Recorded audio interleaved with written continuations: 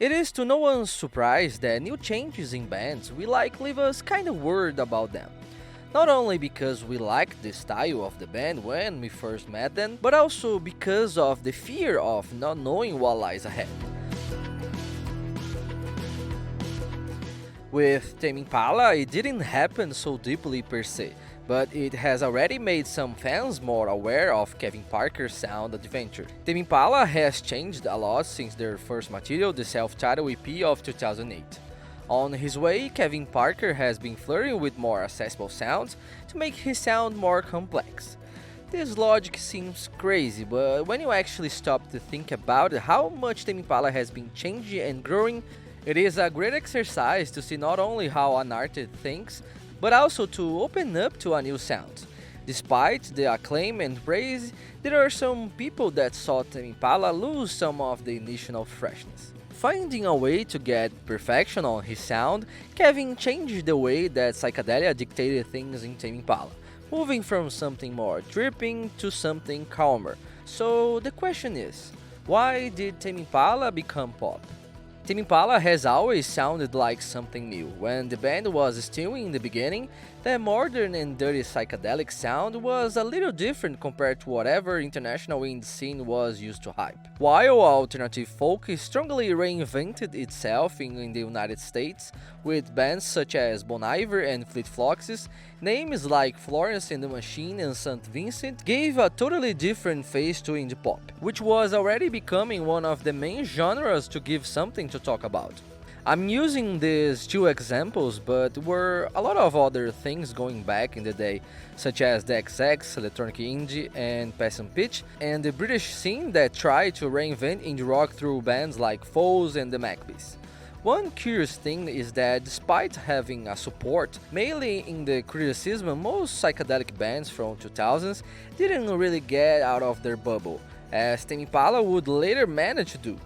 From Animal Collective to Dirty Projectors, those bands were successful, but not to the point of being the center of attention in the indie era, like the indie rock bands. The closest we had was MGMT, which brought a psychedelic sound almost like a satire to pop music. Understanding this scenario, even if superficially, it is important to notice why Tame Impala sounded so unique when it emerged. Combining classic and psychedelic rock formula with a more gun pop feel, they became the model indie band to lead. From hipsters to old school fans, they excited everyone. In a curious way, you can see bands very close to the Tame Impala sound like Temples and Unknown Mortal Orchestra. There are other artists who emerged afterwards like Steve Lace and Post Animal who make a different sound but resemble the Tame Impala vibe.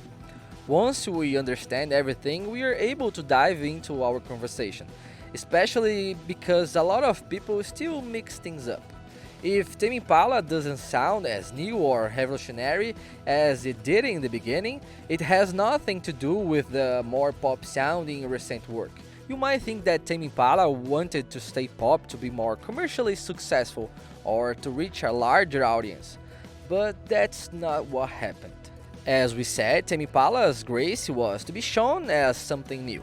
So why would Kevin choose more conventional sounds like those of pop music if not to continue this experimentation? It seems that we're making fun of him, but the point is, he's always liked pop music, and little by little he found a way to fit that into his own sound. Still on the topic of making music just to reach a bigger crowd, Kevin said in an interview that many composers prefer to make music thinking about how it will sound live. However, he prefers imagining what the music will feel like in the listener's headset. Throughout the trips on Inner Speaker, the band's first album, you can see some sticky vocals lines to the greatest pop style of 2000s. In Lonerism, the second release, this is even clearer, so the thesis that Tame Impala just popped from currents doesn't make much sense.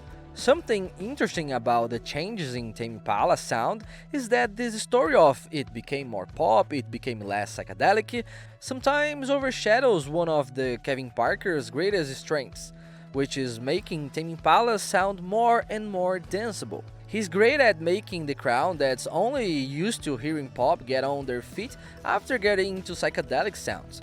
He's so good at it that he's spread his music not only within the indie scene, but also affecting a larger audience. He's even had Rihanna to re-record one of his songs, even though Kevin was already flirting with some things. Even if just a few things since in their speaker, he just had to continue this process of growing. So you can say that the band was pop just because of the hype. It was a consequence of him going after more dancing sounds. It is important to connect these points. The approval he has in dance music came from the pop scene itself, which requested the boy Kevin in several projects, from Mark Ronson to Lady Gaga, Travis Scott, Kendrick Lamar, Kelly Uchis, and Mick Jagger. These are just some names on the long and diverse list of artists that he's collaborated with over a period of 5 years from the release of Currents until now. I know, it doesn't change your feeling when you're listening to the last two albums, and it's okay if you prefer the more rocky Tame Impala. But tell me, what other guy from rock music managed to brilliantly connect everything we discussed so far over the past 10 years? So as much as you think he's walking away from rock music, in a way he's actually helping rock music. Something curious about the strangeness with this pop phase of Tame Impala is that in reality it only really got intensified after the release of the Slow Rush. There were some people already that didn't like Currents very much, but there was no feeling that the band had lowered the bar. It was at the most a mismatch of tastes. A lot of people have associated this feeling of disliking the album with the lack of guitars and more electronic influence, in a way that even the beats lost space for synth melodies.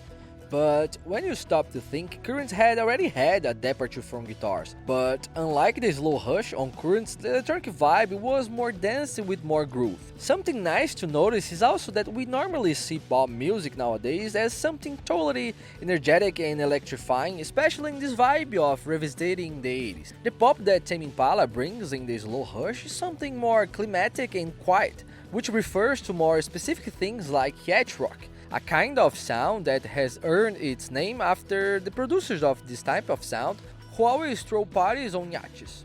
It is always good to remember that what made Tame Impala what is today was precisely this innovative instinct.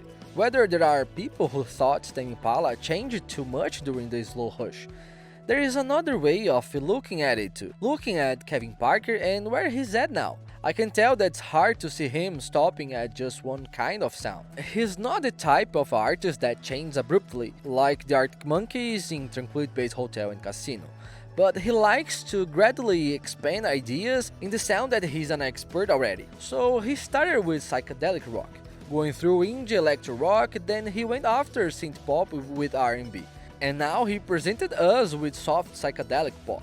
Anyway, it is very good to have a guy of this creativity and relevance in order to change himself. It would be convenient for him just to follow a formula and maintain success. But yet, Kevin Parker does not feel cornered when it comes to new possibilities.